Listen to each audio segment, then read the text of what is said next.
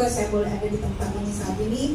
Sukacita yang luar biasa ya kalau saya boleh berdiri di depan Bapak Ibu Saudara sekalian saat ini. Dan ada beberapa orang yang saya kenal karena memang suka hadir di gereja tempat saya melayani.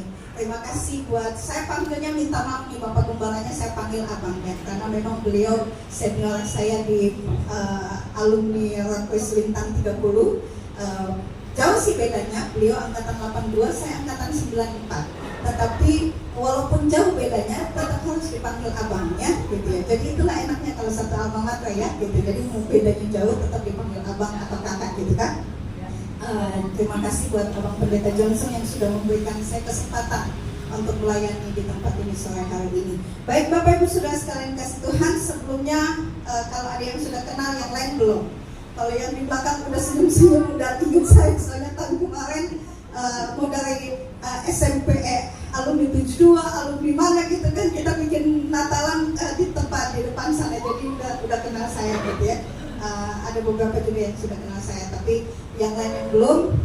Nama saya Pinkan, ya pasti tahu lah kalau namanya Pinkan, nggak mungkin orang Batak ya, karena mungkin belum ada orang Batak nama Pinkan ya Bang.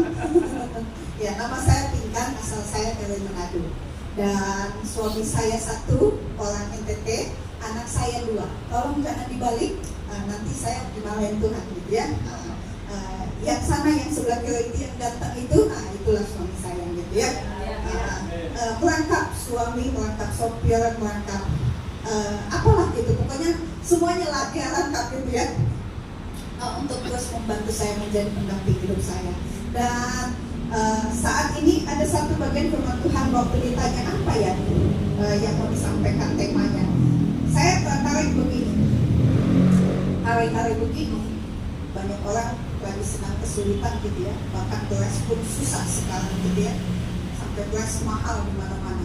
Baru beda seminggu suami saya beli beras, naiknya udah bisa 10, 20, apa 30 ribu gitu, dari cuma beda seminggu. Jadi banyak orang sedang kesulitan sekarang, sehingga oleh karena banyaknya kesulitan, orang Kristen yang pasti salah satu-satunya jalan udah mentok banget, kita pasti berdoa.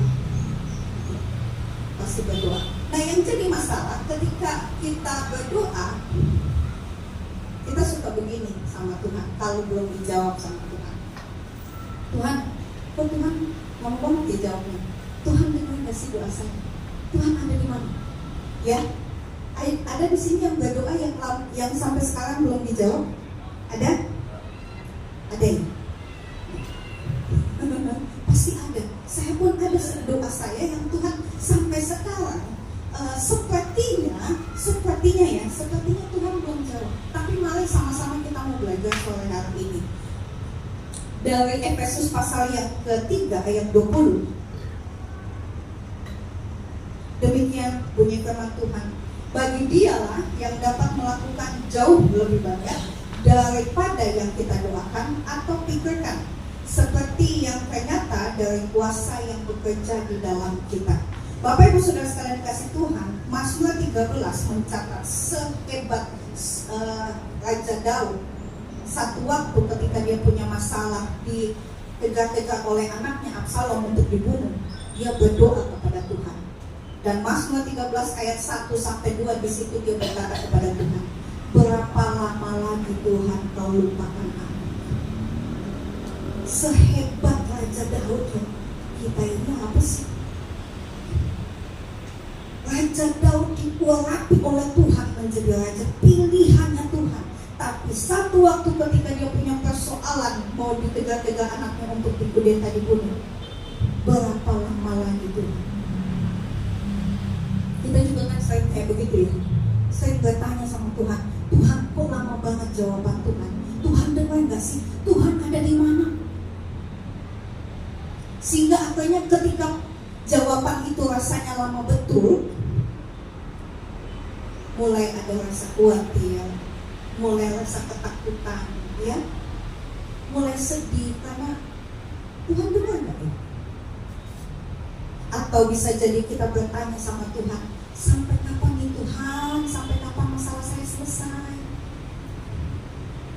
Ada yang begitu? Pasti pernah satu waktu kita akan bertanya seperti begitu sama Tuhan. Tapi saya mau sampaikan pada sore hari ini bahwa ketika kita berdoa kepada Tuhan, yang Tuhan bilang kan, minta maka engkau akan mendapatkan, cari engkau akan menemukan, dan engkau.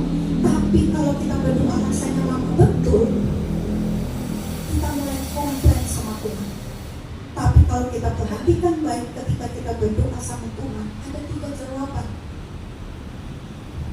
Ada jawaban iya, ada jawaban tidak, dan satu lagi ada jawabannya tunggu dulu.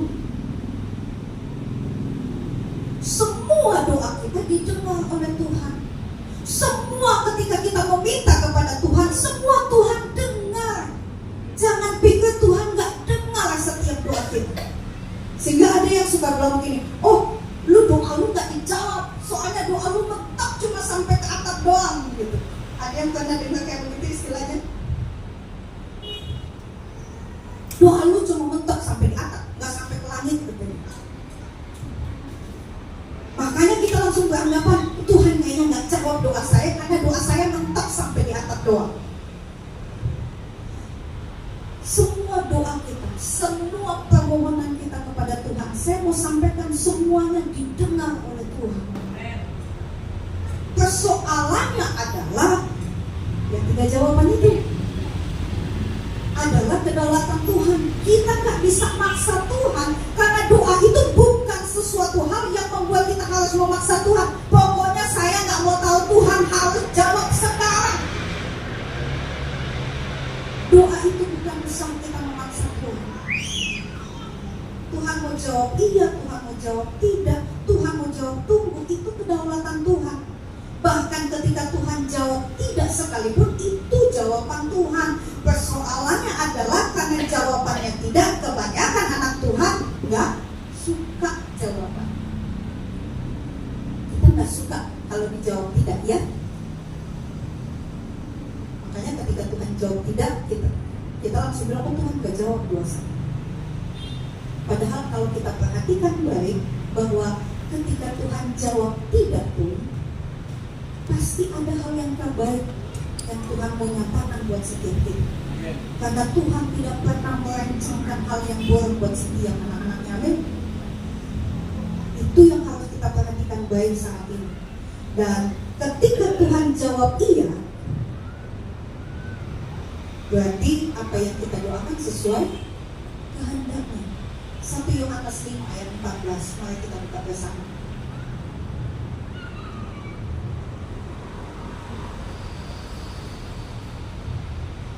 1 Yohanes 5 ayat yang ke-14, demikian bunyi firman Tuhan. Dan inilah keberanian percaya kita kepadanya, yaitu bahwa ia mengabulkan doa kita jikalau kita meminta sesuatu kepadanya menurut kehendaknya. Jadi ketika kita berdoa, cek kembali doa kita sesuai dengan kehendaknya apa enggak. Cek kembali doa kita sesuai dengan maunya Tuhan apa enggak. Karena yang Kudus katakan ada doa yang gak sesuai dengan kehendak Tuhan, makanya Tuhan gak jawab.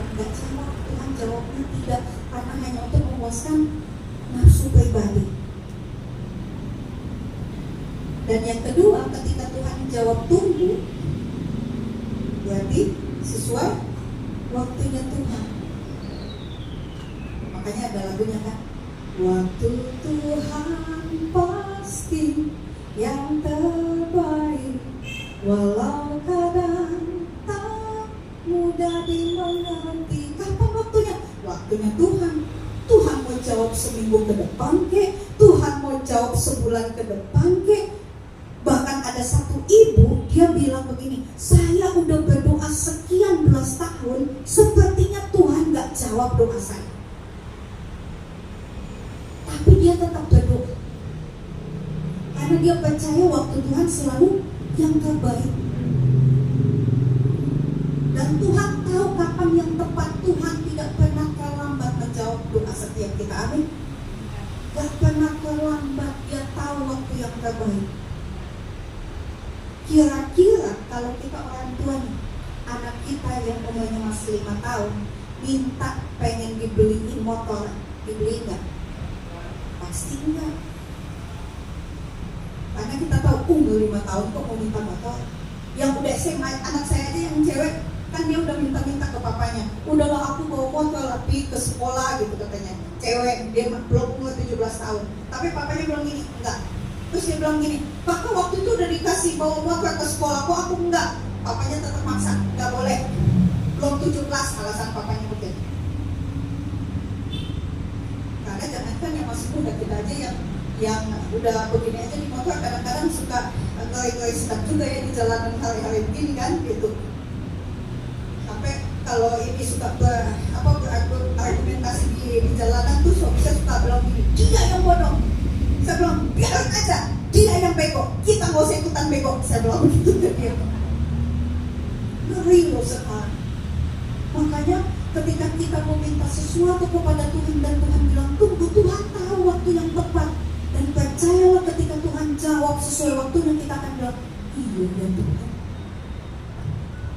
benar loh Tuhan. Di Alkitab, Hana berdoa kepada Tuhan minta anak. Dia berdoa lama sampai nangis-nangis. Imam Eli sampai bilang di ibu, mabok ya. Pagi-pagi kok sudah di rumah Tuhan berdoa nangis-nangis. Lama dia mau minta anak kepada Tuhan. Apa Tuhan langsung jawab? Lama kan? Tetapi waktu dia berdoa, dia bilang, Tuhan kalau saya diberikan anak, saya akan berikan anak saya itu menjadi api Allah, menjadi hamba Allah, kata Hana. Dan akhirnya waktu Tuhan jawab permintaan Hana. Dia berikan bukan satu anak, tetapi tambah lagi minta. Makanya kalau sesuai waktunya Tuhan, itu tuh Tuhan buat ajaib lebih dahsyat dari apa yang kita pikirkan.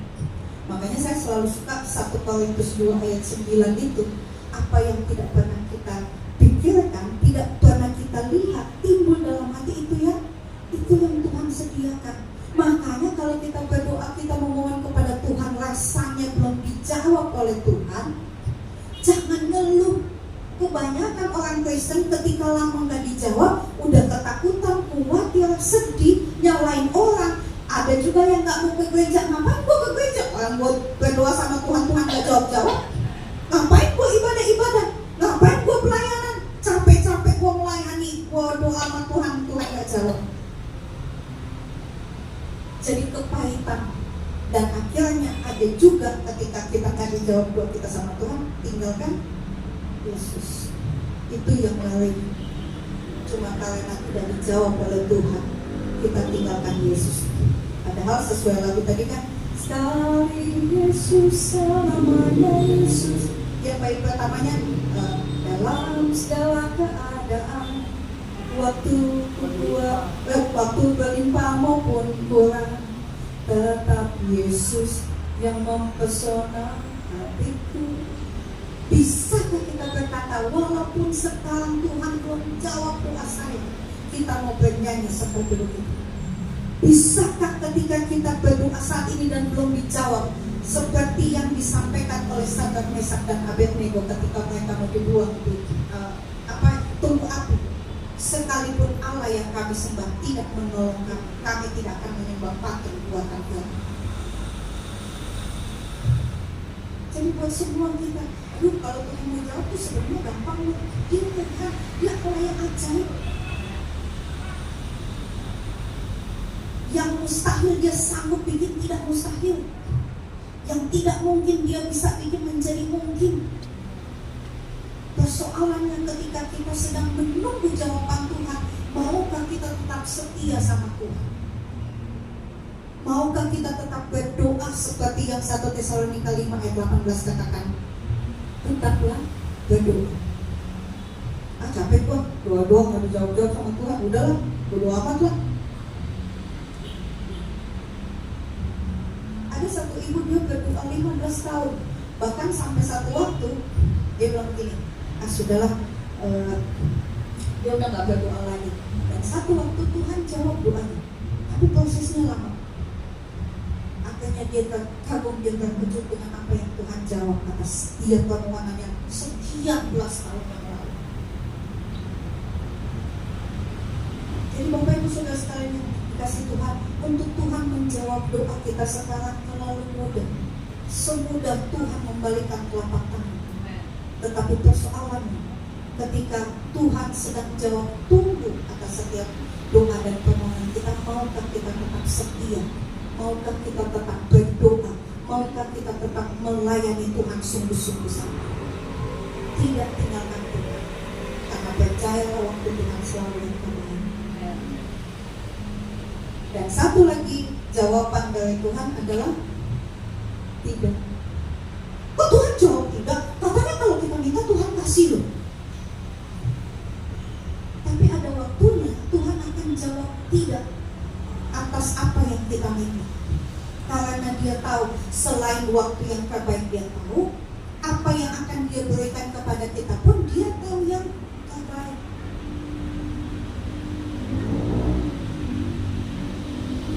Satu waktu ada satu lagu yang saya dengarkan juga begini. Tak selalu Tuhan menjawab doa, namun Dia beri yang terbaik di waktu yang tepat. Izinkanlah Tuhan untuk bekerja yang mustahil menjadi mungkin oleh karena percaya. Percayalah, kalau Tuhan jawab tidak atas permohonanmu, berarti ada sesuatu yang lebih baik yang Tuhan sedang siapkan.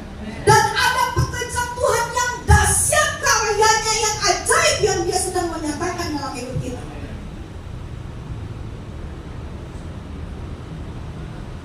Jadi jangan mengeluh dulu kalau Tuhan jawabnya enggak loh. Satu waktu anak saya mau masuk ke SMA ya, dia dari SMP-nya di SMP Negeri 129, lalu mau masuk SMA. Nah, waktu lulusan rata-rata nilainya dia rata-rata 8. Nah, persoalannya kalau di zonasi, rumah kami di Jalan Gadang ya, dekat SD Gadang sana. Itu di SMA negeri terdekat itu masuk zonasi 3, zona 3 gitu. Mau SMA 13 kah, SMA 18 yang di Warakas Pasar sana kah, itu kami masuk zona 3. Dan anak ini umurnya baru 15 tahun. Lalu setelah lulus dan dapat nilai rata-rata 8, wah, dia berdoa, dia beriman bahwa dia bisa masuk sekolah negeri. Sama sepupunya diledekin gini, lu biar mau doa-doa beriman juga lu gak bakalan dapat negeri, kata sepupunya ya. Sampai dia sedih dan saya pun agak kesel ya. Enak banget ya diomongin begitu. Jadi saya bilang gini, maksud lu doa dan iman tuh gak berkuasa ya? Sampai agak ini juga ya, sedih juga dikatain begitu anak saya. Padahal anak saya ini juga kan udah pelayanan gitu ya, udah pelayanan. Lalu dia sedih, dia nangis, saya tahu gitu ya, dia sedih banget karena dibilang gak mungkin lah lu rata-rata 8 mau masuk negeri kan. Jadi akhirnya dia sedih, padahal dia bilang ke sepupunya, pokoknya gue berdoa dan beriman.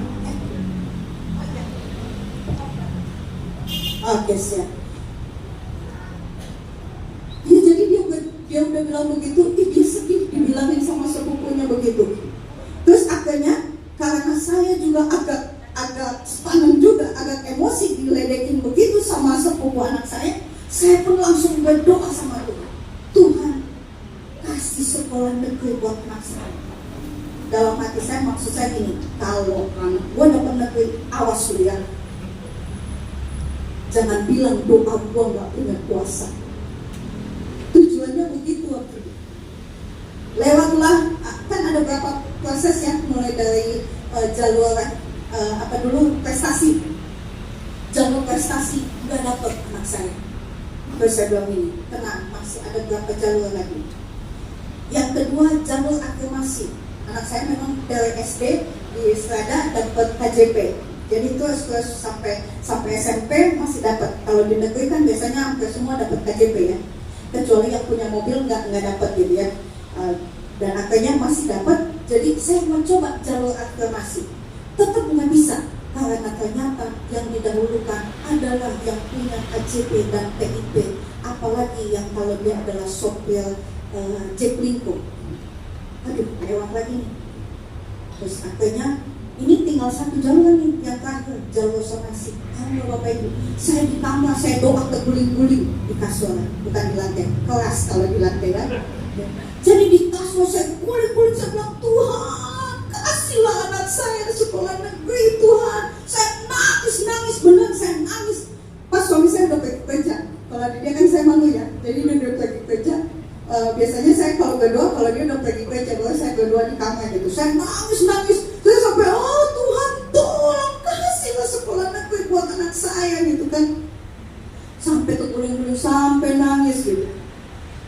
Dan hasilnya nggak dapet juga.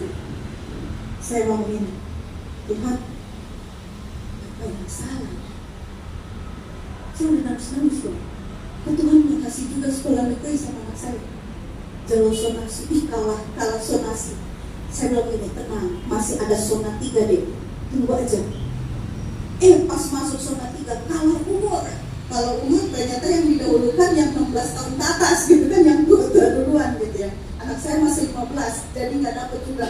Dan saya bilang, Tuhan, apa yang salah? Nah sementara saya lagi berpikir begitu, timbullah di pikiran saya, ada guru siapa yang bisa gue bayar ya? Saya carilah kenalan-kenalan. Bu, ada nggak di sekolah ini yang kenalan guru ini? Maksudnya nyogok gitu loh, beli kursi gitu ya. Terus, tunggu ya Bu, saya cari dulu ya. Ini teman kenalan saya sampai begitu. Dan akhirnya Tuhan tegur saya, Tuhan marahin saya, dan Tuhan ingetin, jangan pakai cara yang aku nggak suka. Tuhan ingat, aduh saya harus bilang, Tuhan minta ampun. Saya bilang, Tuhan minta ampun, saya salah. Demi memaksakan kehendak sendiri, demi untuk melegalkan doa saya gitu supaya dapat negeri, saya mau pakai cara yang Tuhan gak suka. Nyogok, beli kursi. Akhirnya dari situ saya bilang, Tuhan minta ampun. Sekarang Tuhan mau beri apa? Saya harus serah sama Tuhan. Dan akhirnya ngomonglah kami saya dengan suami, sampai suami saya bercanda begini ke anak saya, Dek, cuti aja ya setahun, gak usah sekolah dulu, nanti tahun depan umurnya udah cukup deh, gitu kan, udah 16 tahun kata bapaknya. Anak saya marah-marah, nggak mau, aku mau sekolah, pokoknya mau sekolah di mana, aku mau sekolah, kata dia gitu. Dan akhirnya kami carilah sekolah swasta, kalau nggak mau harus ke swasta kan, gitu. Kami cari sekolah swasta, wah di swasta ini cuma sekian kelas, habis jatahnya. Akhirnya kami ke Mas Sudiro inilah, sekolah swasta di Koja, dan mulailah di situ dibilang, oh cuma terima 4 kelas katanya. 4 kelas yang mendaftar di situ udah lebih dari 4 kelas. Saya bilang, Tuhan dapat nggak ya? Tapi ya sudahlah, pokoknya saya berserah aja deh sama Tuhan. Kalau memang Tuhan mau tahu anak saya di sini, ya pasti dia sekolah di sini. Saya bilang gitu. Dan akhirnya dipanggillah saya untuk nego. Udah mau deket-deket masuk sekolah, dipanggil untuk nego. Biasa kan kalau swasta nego ya untuk uang sekolah dan untuk uang pangkal. Saya dengarnya dari orang lain masuk situ tuh kira-kira bisa 8 juta loh Bu, katanya gitu. Aduh, ya udahlah ya aja, saya terima aja. Kan nanti nego lagi saya pikir gitu. Dan waktu tiba nego dengan gurunya, dia buka, Bu, 10 juta. Hah? Saya kaget. Saya bilang, Pak, saya ada anak satu kuliah Pak, saya gituin. Kakaknya kuliah di Salatiga, saya bilang, gak bisa turun ya.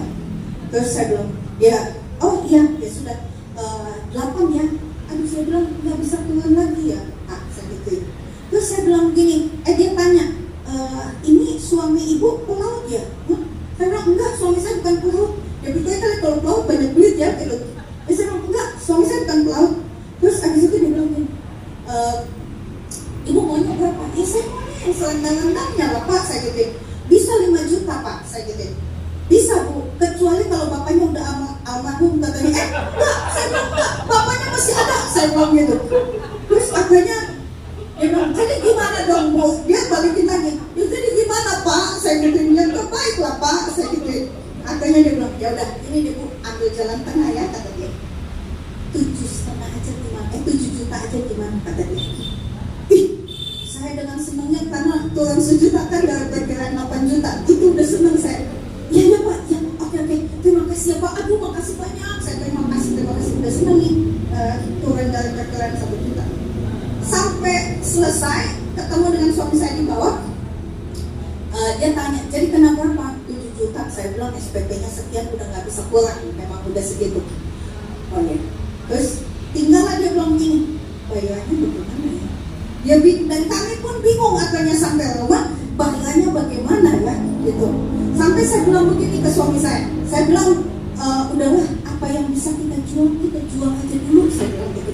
Karena kakaknya lagi di Salatiga, motornya 1 nggak dipakai, jual aja, saya bilang. Apalagi yang bisa dijual, jual aja deh gitu. Saya bilang begitu ke suami saya. Dan pagi itu dia mau pergi kerja, dia bilang udah kok ini dulu deh, kerja dulu lah, nanti lagi kita pikirin. Dan waktu dia pergi kerja, saya naik ke kamar. Saya naik di kamar kan, kita berdoa, ada waktunya kita sedang sendirian jalan pun kita bisa berkomunikasi ya dengan Tuhan. Jadi saya mulai tanya, Tuhan bagaimana Tuhan? Mau kemana lagi saya? Bagaimana Tuhan mau tolong saya? Kalau Tuhan sudah bawa ke sini, Tuhan tolong saya untuk kelanjutannya. Tuhan buka jalan buat kami. Baru sampai di kamar, tiba-tiba saya dapat WA dari seseorang. Dia tanya, Pinkan, Hana masuk di mana? Saya bilang, oh Hana masuk di sini Kak, di sekolah ini. Oh swasta ya? Iya Kak, soalnya nggak dapat di negeri. Kalau juga dan kalah zona, saya bilang. Ya kalau di swasta pasti bayarannya lumayan ya, kata dia. Ya, iya Kak, betul. Dia tanya, berapa bayarannya? Oh uang papa sekian, SPP sekian Kak. Lalu dia WA lagi, dia bilang gini, saya mau bantu Hana.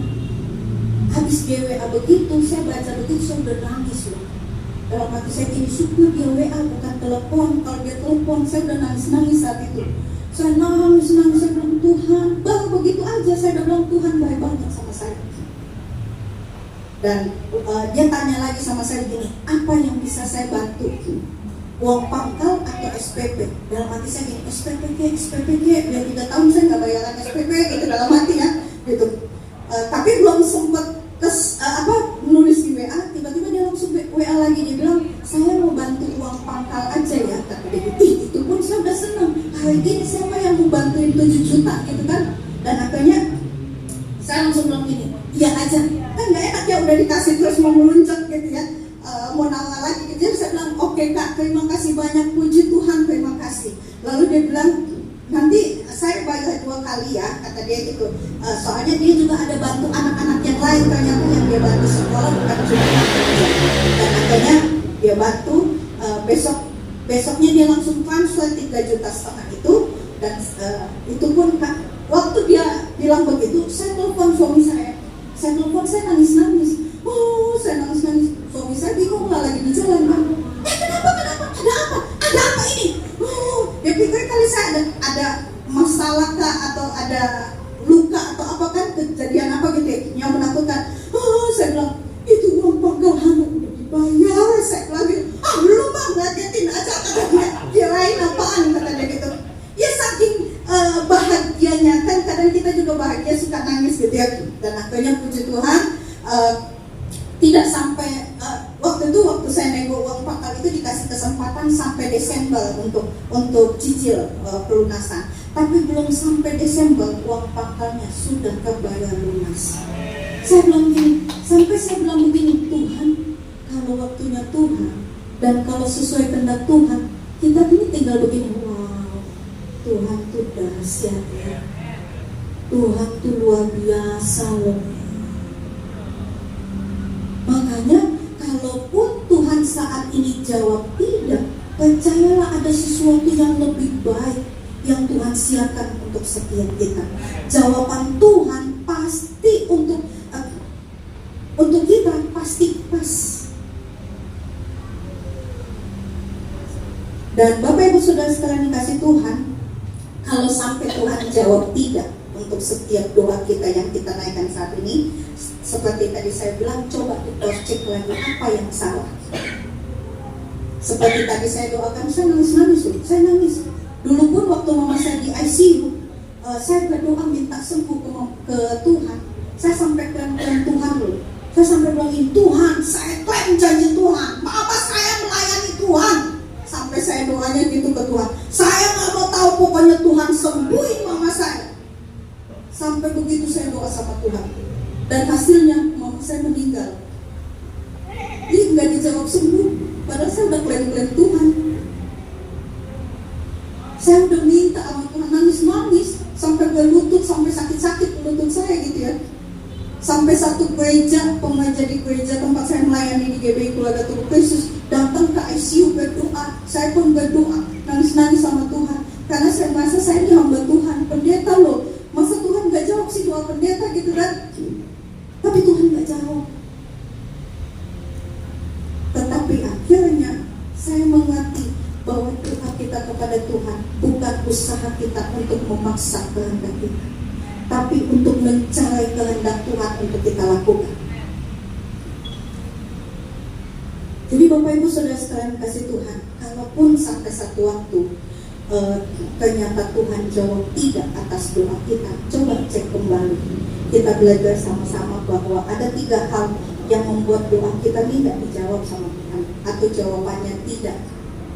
Selain kita nggak berdoa, ya Tuhan mau jawab gimana kalau kita nggak doa? Ya, yang pertama karena kita nggak doa sama Tuhan.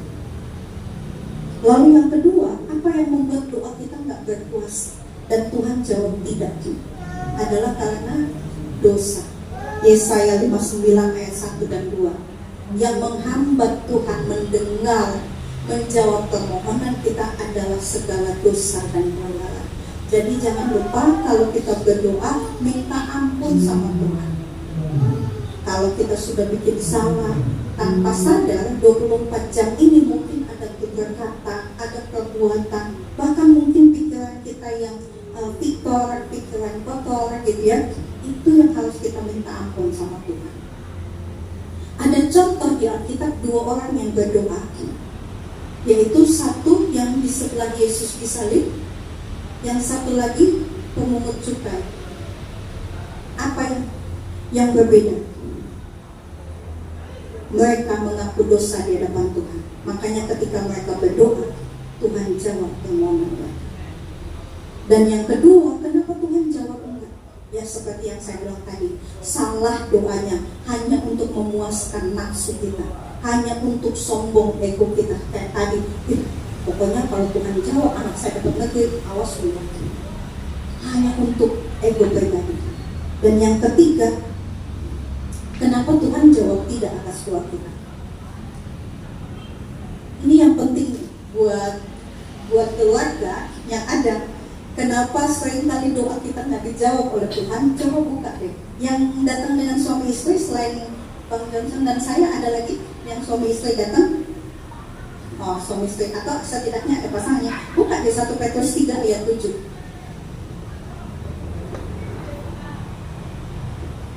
1 Petrus 3 ayat 7.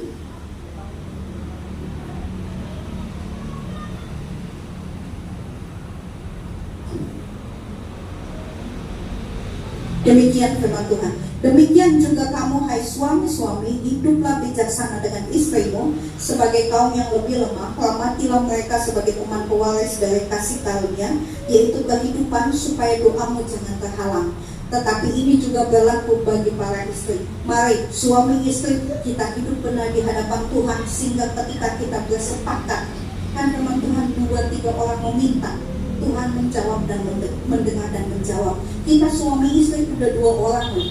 Kalau kita suami istri sepakat, Tuhan pasti jawab sesuai dengan kehendak Tuhan. Amin. Dan buat kita semuanya di sore hari ini, semua kita udah tahu lah tentang doa ya. Tapi saya hanya ingin mengingatkan kepada kita sekalian, jika Tuhan jawab iya atas setiap doa permohonan kita, maka iman kita lah yang ditambahkan. Jika Tuhan jawab tunggu atas doa kita, maka kesabaran kita ditambahkan. Dan jika Tuhan jawab tidak atas doa kita, permohonan kita kepada Tuhan, ketaatan kita yang ditambahkan. Jadi tetaplah taat, tetaplah setia, walaupun saat ini apa yang kita mohonkan, apa yang kita doakan kepada Tuhan belum dijawab, tetapi pasti Tuhan jawab sesuai dengan waktunya Tuhan, sesuai kehendaknya, dan pasti selalu yang terbaik jawaban dari Tuhan. Amin. Tuhan Yesus memberkati. Dan sesuai dengan tema kita sore hari ini, God has the answer. Bahasa Betawinya, Tuhan selalu punya jawaban, karena Yesuslah jawaban buat kita semuanya. Amin. Jangan tinggalkan Yesus, tetap setia. Haleluya. Saat ini sebelum kita mengakhiri, kita naikkan satu pujian.